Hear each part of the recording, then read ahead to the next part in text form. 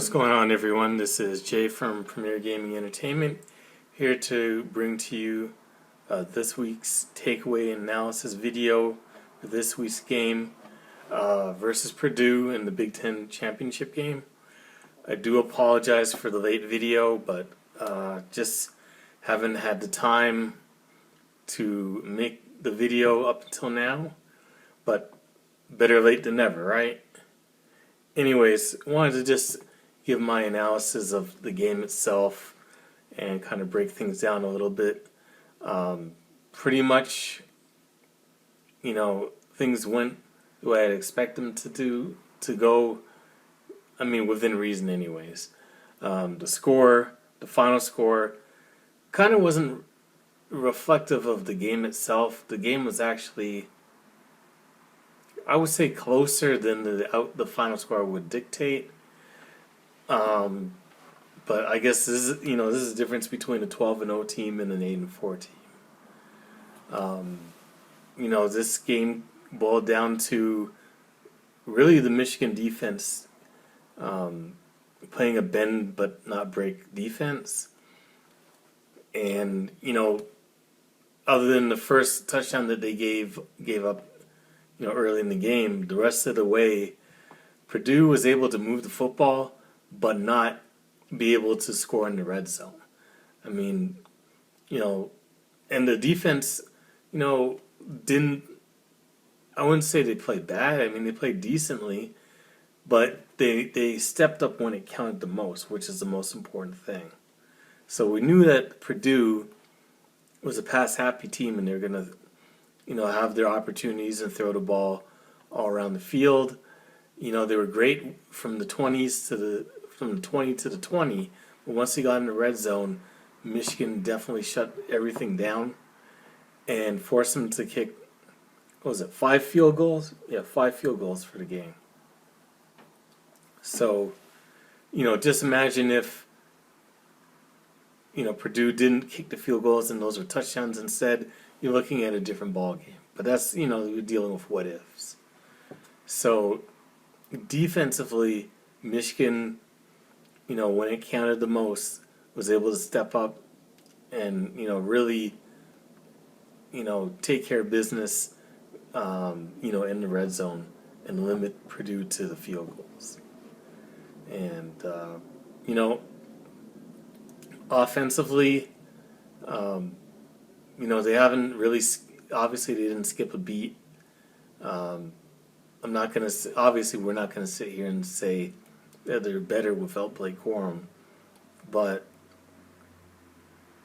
Donovan Edwards is, more incapable of picking up the slack. Obviously, it is an issue as far as for depth at the running back position, especially with Michigan's offense in total, and in essence being run first. Obviously you would want to have more depth at the running back position, but they're going to take what they can get. And Donovan was amazing again this game. Not necessarily in the first half, but once again, Michigan being that second half team was able to dominate in the second half, outscoring Purdue 29-9. So, I really wish that Michigan would put it together that dominating for 4 quarters. It seems as though the first 2 quarters are just kind of feeling things out, not playing bad, but not playing great, keeping the game close, then going into halftime and just making the adjustments needed in order to win. And that's cool. But I'm always concerned that what if the team that they're playing gets off to a fast, hot start and you're down a few scores, and then now you got to play from behind in the second half and you just run out of time. That's always been my concern. It's great to be a second half team and make the adjustments and everything like that, but you don't want to rely on that. It'd be nice to be ahead and then throw in your second half dominance and be even further ahead. But that's wishful thinking.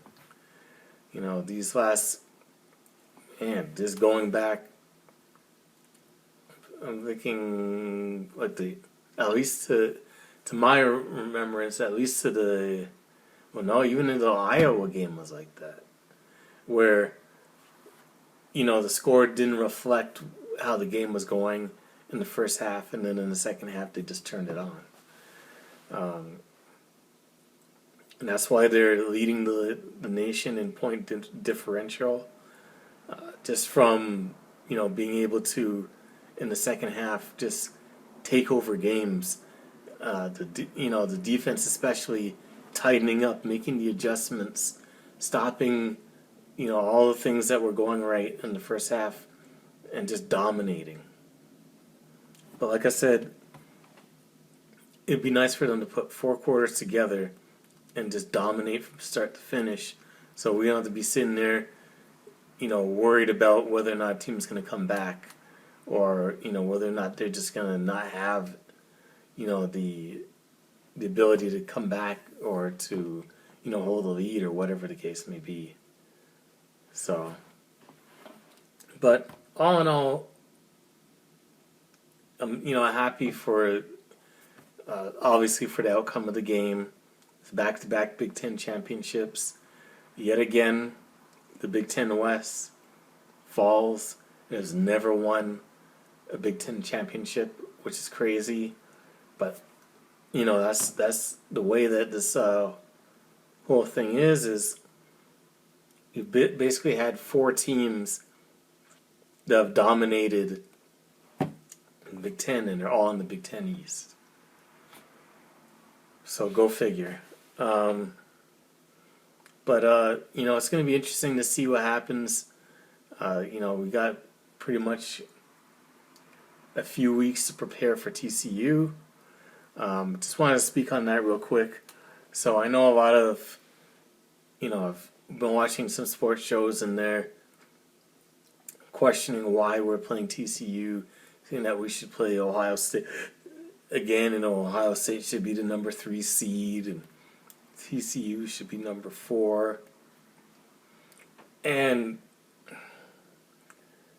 I guess, I understand from a standpoint of everything that probably TCU should have been the 4 seed, but I think the committee didn't want to see a Michigan-Ohio State rematch right after we just had, the game, because it would have taken away from the whole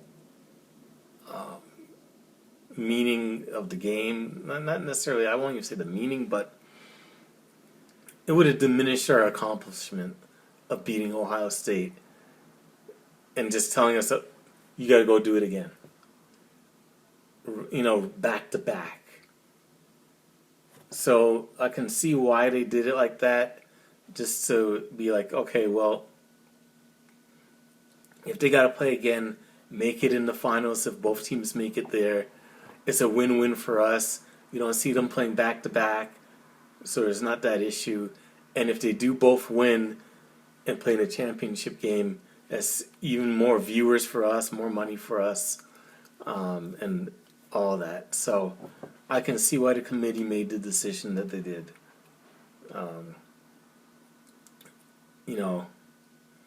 Not to say that it's going to be a pushover for us playing TCU, but I guess they felt, and everyone feels though, that Georgia, I guess, technically got punished for being the number 1 seed and playing now the probably more difficult opponent in the semifinal. So, we'll see what happens with that. It's funny watching, some videos and reading the comments in a lot of these videos talking about Michigan winning and stuff like that. And a lot of Ohio State fans were trolling and making fun of Michigan, saying, well, good luck with Georgia. You're going to lose to Georgia. You're going to get smashed by Georgia. This is all obviously before, the games on Saturday and them finding out that they're going to be in the playoffs and having to play Georgia. So it's ironic that these same fans that are clowning us and saying, I hope you get smashed by Georgia, now they themselves have to play Georgia and could get potentially smashed themselves. So just found that was kind of ironic, but it is what it is.